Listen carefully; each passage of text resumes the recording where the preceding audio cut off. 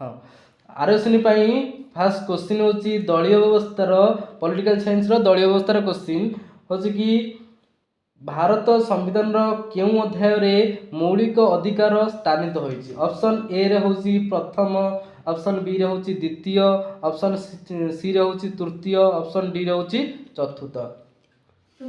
तृतीय होची right answer. तो तापर कहूची विगत 66 वर्ष मध्य रे भारत रे लोकसभा निर्वाचन केते थर अनुष्ठित होइतिला।